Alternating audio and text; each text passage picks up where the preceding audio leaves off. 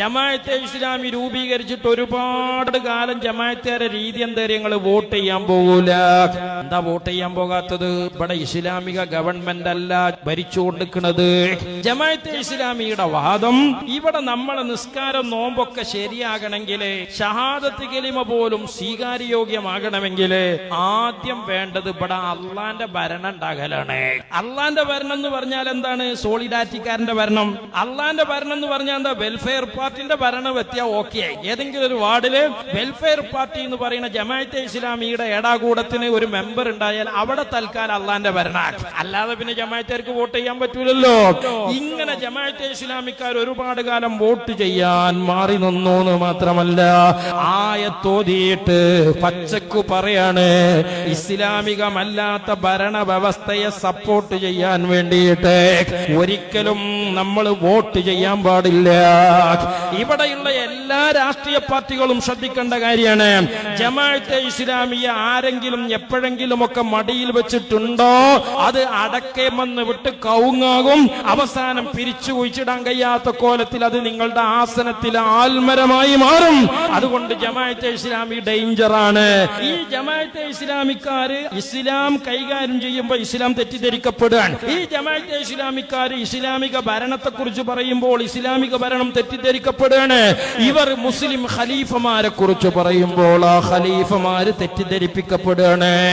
ഇവർ ഇസ്ലാമിനെ വെറുതെ വിട്ടാൽ അതാണ് ഉമ്മത്തിനോട് അവർ ചെയ്യുന്ന ഏറ്റവും വലിയ ഉപകാരം. കാരണം പറയാണ്, ആയിരക്കണക്കായ മനുഷ്യരുള്ള ഈ നാട്ടിലെ ഒരു പഞ്ചായത്ത് ഇലക്ഷൻ വരുമ്പോ നമ്മളെ നാട്ടിലെ സ്ഥിതി എന്താണ്? പള്ളിക്കല പ്രസിഡന്റായ അയമൂട്ടിയാജിനെ ഗ്രാമപഞ്ചായത്തിലേക്ക് ഇന്ന ചിഹ്നത്തിൽ വോട്ട് ചെയ്ത് വിജയിപ്പിക്കണമെന്ന് പറഞ്ഞ് നമ്മുടെ വീടുകളിൽ വോട്ട് ചോദിക്കാൻ വരുന്ന കൂട്ടത്തിൽ ആരുണ്ട്? തൊട്ടപ്പുറത്തുള്ള അമ്പലത്തിന്റെ സെക്രട്ടറി ഉണ്ട്, അപ്പുറത്തെ ചർച്ചിന്റെ സെക്രട്ടറി ഉണ്ട്. അങ്ങനെ ഹൃദയഹാരിയായ മതേതരത്വത്തിന്റെ സൗകുമാര്യത കളിയാടുന്ന ഈ സാംസ്കാരിക കേരളത്തിന്റെ തെരുവില് അള്ളാന്റെ ഖുർആൻ ദുർവ്യാഖ്യാനം ചെയ്ത് പച്ച മലയാളത്തില് മൗദൂദി പൗരോഹിത്യം പറഞ്ഞ വിഘടനവാദത്, മൗദൂദി പൗരോഹിത്യം പറഞ്ഞ മതവിരുദ്ധതയാണിത്. ചില കാര്യങ്ങളിൽ ഇസ്ലാമിക നേതൃത്വത്തെ അംഗീകരിക്കുകയും ബാക്കി ജീവിതത്തിന്റെ സുപ്രധാനമായ കാര്യങ്ങളിൽ, രാഷ്ട്രീയ ഭരണ മേഖലകളിൽ, സാമൂഹ്യ സാമ്പത്തിക സാംസ്കാരിക രംഗങ്ങളിൽ അനിസ്ലാമികമായ ജാഹിലീയമായ നേതൃത്വത്തെ മുശ്രിക്കുകളുടെ, ദൈവനിഷേധികളുടെ, മതവിരുദ്ധരുടെ, അതുപോലെ തന്നെ ധിക്കാരികളുടെ, അഴിമതിക്കാരുടെ നേതൃത്വം അംഗീകരിക്കുകയും ചെയ്യുക എന്നത് ഒരു ഇസ്ലാമിക സമൂഹത്തിന് ചേർന്നതല്ല. അത് ഇസ്ലാമിക സമൂഹത്തിന് അന്യമാണ്, അചിന്യമാണ് എന്നർത്ഥം. മാത്രമല്ല, നിങ്ങൾക്കിടയിൽ ഭിന്നത ഉണ്ടായാൽ അള്ളാഹുവിലേക്കും പ്രവാചകനിലേക്കും മടക്കുക. ജീവിതത്തിന്റെ സുപ്രധാനമായ രാഷ്ട്രീയ കാര്യങ്ങൾക്ക് നമ്മുടെ നേതാവ് സോണിയാഗാന്ധിയാണെങ്കിൽ വിവാദമുണ്ടാകുമ്പോൾ, തർക്കമുണ്ടാകുമ്പോൾ ഖുർആനിലേക്കും സുന്നത്തിലും ഒക്കെ മടക്കാൻ സോണിയാഗാന്ധി സമ്മതിക്കുമോ? കരുണാകരൻ സമ്മതിക്കുമോ? ആന്റണി സമ്മതിക്കുമോ? ഏതെങ്കിലും രാഷ്ട്രീയ പാർട്ടികളോ ഭൗതിക സംഘടനകളോ പ്രശ്നങ്ങൾ ഉണ്ടാകുമ്പോൾ ഖുർആനിലേക്കോ പ്രവാചകനിലേക്കോ മടക്കാൻ എപ്പോഴെങ്കിലും സമ്മതിക്കുമോ? സന്നദ്ധമാകുമോ? അഥവാ അംഗീകരിക്കുന്നുണ്ടോ? യഥാർത്ഥത്തിൽ അതുകൊണ്ട് തന്നെ അനിസ്ലാമിക നേതൃത്വം എന്നത് ഇസ്ലാമിക സമൂഹത്തിന് ചിന്തിക്കാനേ പറ്റാത്ത കാര്യമാണ്. ഓലൊക്കെ നന്നായിക്കണം മൂല്യരെ. ആരെ പറഞ്ഞ്? ഇന്ന് വരെ ഞങ്ങൾ ആ പറഞ്ഞത് തെറ്റാണ് എന്ന് ഈ സമൂഹത്തിന്റെ മുമ്പിൽ ജമാഅത്തെ ഇസ്ലാമിക്കാർ വിളിച്ചു പറഞ്ഞിട്ടുണ്ടോ? ഉണ്ടോ? ഞങ്ങൾക്ക് അങ്ങനെ അമുസ്ലിമീങ്ങളുടെ കീഴിൽ രാഷ്ട്രീയ പ്രവർത്തനം നടത്താൻ പറ്റൂല എന്നുള്ള അഭിപ്രായമല്ല.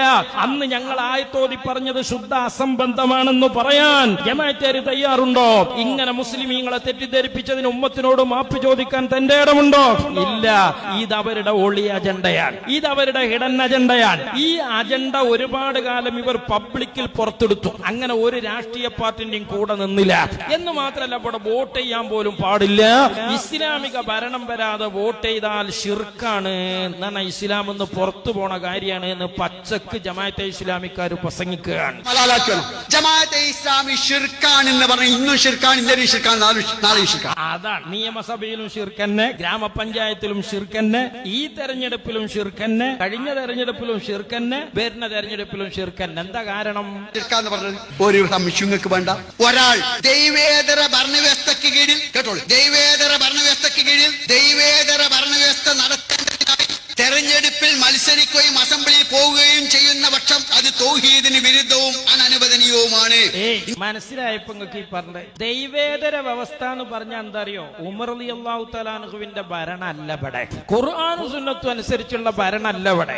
ഡോക്ടർ അംബേദ്കർ ഉണ്ടാക്കിയ ഭരണഘടനയും അതനുസരിച്ചുള്ള ജുഡീഷ്യറിയും ജനാധിപത്യ വ്യവസ്ഥയുമാണ് ഇവിടെ. അങ്ങനെയുള്ള ഒരു നാട്ടിൽ അതിനെ ശക്തിപ്പെടുത്താൻ വേണ്ടി വോട്ട് ചെയ്യലാണ് ഇപ്പൊ നമ്മളൊക്കെ ചെയ്യണത്. ജമാഅത്തെ ഇസ്ലാം 27 വർഷം എന്നതാണ് ഉദ്ധരിച്ചത് നമ്മളെ സാക്ഷാൽ മുജാഹിദുകളുടെ പത്രം. അപ്പോ ഇസ്ലാമിക ഭരണമല്ലാതെ നമ്മൾ ഇവിടെ ഒന്നിലും ഇടപെടാൻ പാടില്ല.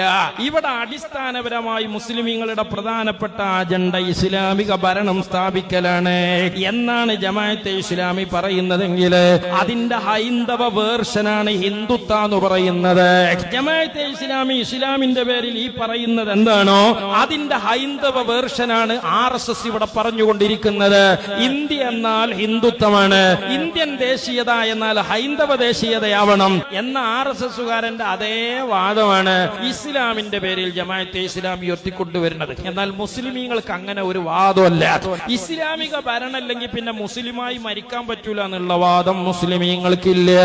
ലക്ഷക്കണക്കായ പ്രവാചകന്മാര് ലോകത്ത് വന്നിട്ട് ആ പ്രവാചകന്മാരിൽ അധിക പ്രവാചകന്മാരും മരണപ്പെട്ടത് ഇസ്ലാമിക രാജ്യത്തല്ല, ഇസ്ലാമിക ഭരണം നടപ്പിലാക്കിയിട്ടല്ല. അപ്പൊ അവരൊക്കെ ഈമാൻ പൂർണ്ണല്ല എന്ന് പറയേണ്ടി വരൂലേ? അപ്പൊ ഇത് ജമാഅത്തെ ഇസ്ലാമിയുടെ ആശയമാണ്.